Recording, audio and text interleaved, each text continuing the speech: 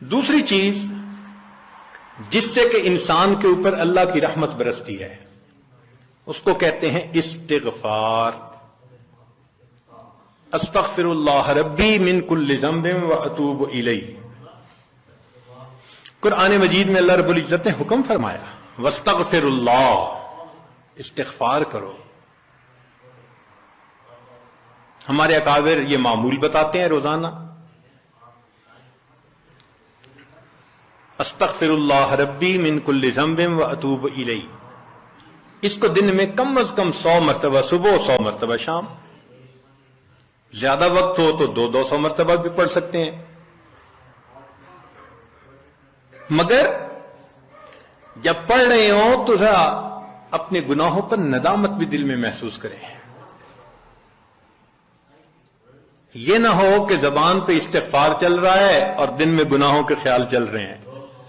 رابعہ بصریہ رحمت اللہ علیہ فرماتی تھیں استغفارنا یحتاج الی استغفار، کہ ہم ایسا استغفار کرتے ہیں کہ اس کے اوپر ہمیں استغفار کرنے کی ضرورت ہے.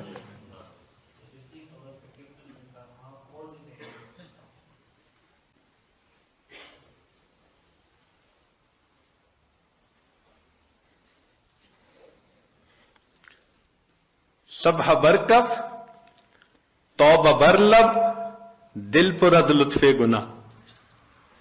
ہاتھ میں تسبیح، زبان پہ توبہ اور دل گناہ کی لذت میں پڑا ہوا ہے.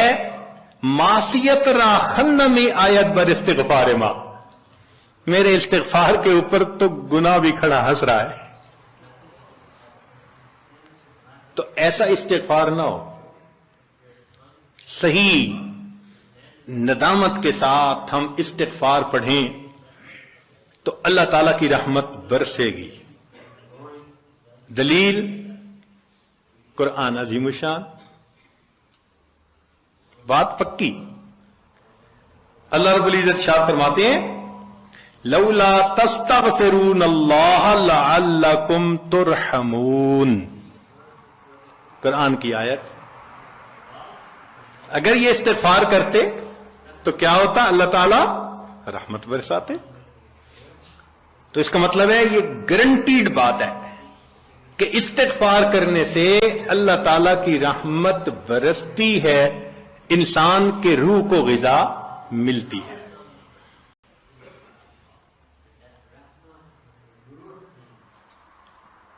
پھر تیسری چیز جس سے کہ اللہ تعالیٰ کی طرف سے رحمت اترتی ہے، درود شریف کا پڑھنا.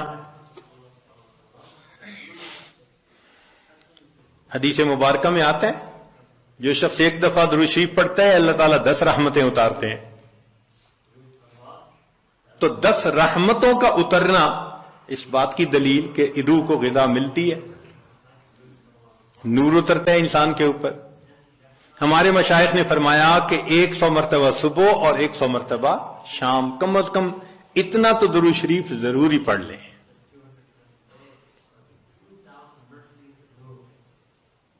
ایک صحابی رضی اللہ عنہ پوچھتے ہیں اللہ کے نبی صلی اللہ علیہ وسلم میں کتنا درود شریف پڑھوں؟ فرمایا زیادہ پڑھ، چوتھائی حصہ. زیادہ پڑھو گے تو فائدہ زیادہ. اللہ کے نبی صلی اللہ علیہ وسلم آدھا حصہ. بھائی زیادہ پڑھو گے تو زیادہ فائدہ. 3 حصے. فرمایا اور زیادہ تو 4 حصے. جب انہوں نے کہا کہ میں پورا وقت درود شریف پڑھنے میں لگا دوں گا، نبی صاحب نے فرمایا اذن یغفر لک ذنبک، تیرے گناہوں کو بخش دیا جائے گا اور تیرے غموں کو تیرے سر سے اتار دیا جائے گا. تو درود شریف کے پڑھنے سے اللہ تعالیٰ گناہوں کو معاف کرتے ہیں اور دھو دیتے ہیں. صدیق اکبر رضی اللہ عنہ فرمایا کرتے تھے کہ ٹھنڈا پانی آگ کو اتنا جلدی نہیں بجھاتا جتنا جلدی درود شریف کا پڑھنا انسان کے دلوں کی ظلمت کو مٹا دیتا ہے. سیدنا علی رضی اللہ عنہ فرمایا کرتے تھے کہ اگر اللہ تعالیٰ اور اس کے رسول صلی اللہ علیہ وسلم نے تسبیح، تکبیر، تحمید، تحلیل ان کے فضائل نہ بتائے ہوتے تو میں اپنا پورا وقت درود شریف کے پڑھنے میں گزار دیتا. تو ہم بھی درود شریف پڑھیں، کم از کم 100 مرتبہ صبح اور 1 مرتبہ شام. اس سے کیا ہوگا کہ دل کو غذا پہنچ جائے گی. چوتھی چیز اللہ کا ذکر کرنا، ذکر لسانی یا ذکر قلبی جیسا بھی معمول ہو. ذکر کے کرنے سے اللہ تعالی کی رحمت اترتی ہے، اور حدیث پاک سے دلیل نزلت علیہم السکینہ، ان کو رحمت ڈھانپ لیتی ہے. ملائکہ آ جاتے ہیں ان کے اوپر، جہاں لوگ مل بیٹھتے ہیں مختلف جگہوں سے آئے ہوئے اللہ کو یاد کرنے کے لیے. تو ذکر کرنے سے سکینہ کا نازل ہونا بھی اس بات کی دلیل کہ انسان کے دل کو غذا ملتی ہے. ذکر سے ذات کی محبت بھی پیدا ہوتی ہے. جتنا جس چیز کا تذکرہ زیادہ کریں اتنا اس سے محبت ہوتی ہے. تو کثرت ذکر کا حکم اس لیے کہ اس سے اللہ رب العزت کی محبت انسان کے دل میں بڑھتی ہے. یہ نغمہ فصل گل و لالا کا نہیں پابند، بہار ہو کہ خزاں لا الہ الا اللہ. ہمیشہ ذکر کرنا ہے، ہر وقت کرنا ہے. موسموں کے بدلنے کا اس پہ اثر نہیں ہوتا.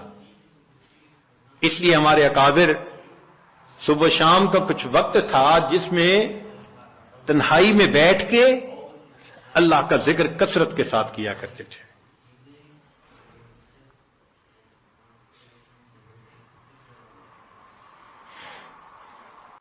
پھر پانچویں چیز جس سے کہ انسان کے اوپر رحمت اترتی ہے وہ ہے اتباع سنت. جتنا ہر عمل سنت کے مطابق ہوتا جائے گا اتنا اللہ کی رحمت ہم پہ برستی جائے گی.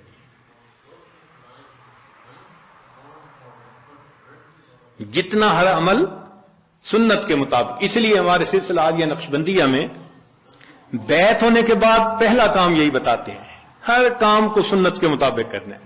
سر کے بالوں سے لے کے پاؤں کے ناخنوں تک اپنے آپ کو سنت کے مطابق ڈھالنا ہے. کیوں؟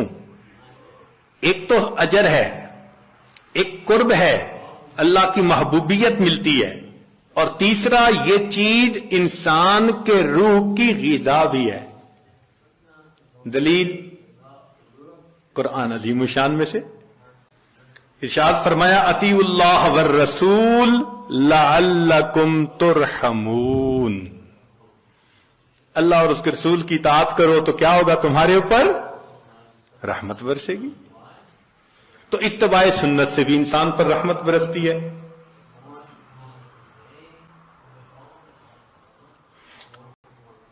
پھر چھٹی چیز اہل اللہ کی صحبت اختیار کرنا. قرآن مجید میں تو حکم دیا گیا یا ایھا الذین آمنوا اتقوا اللہ وکونوا مع الصادقین. یہ کونوا حکم ہے، اور حدیث پاک میں بھی حکم دیا گیا. نبی علیہ السلام نے ارشاد فرمایا علیکم بمجالسۃ العلماء واستماع کلام الحکماء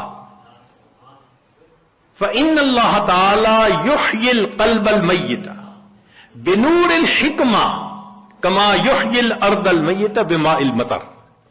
کہ جس طرح بارش کے اترنے سے اللہ مردہ زمین کو زندہ کر دیتے ہیں، اسی طرح اہل اللہ کی حکمت بھری باتوں سے اللہ دلوں کو زندہ فرما دیتے. تو دلوں کو غذا کا ملنا حدیث سے ثابت.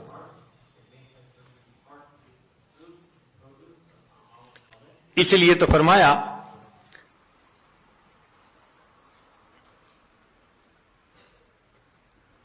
کہ انسان کہیں نہ کہیں اپنا تعلق جوڑے. مجدد ثانی رحمۃ اللہ فرماتے ہیں کہ ان مشائخ کی نظر شفا اور ان کا کلام کیمیا ہے. ان کا کلام کیمیا اور ان کی نظر شفا ہے.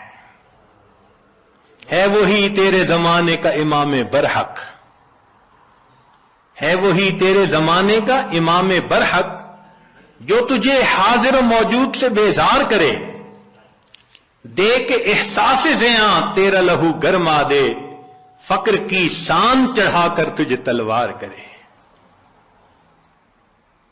تو یہ مشائخ کی صحبت میں اسی مرحوم رحمت اللہ فرماتے ہیں، گر تو سنگے خارہ مرمر شوی، چوب صاحب دل رسی گوہر شوی۔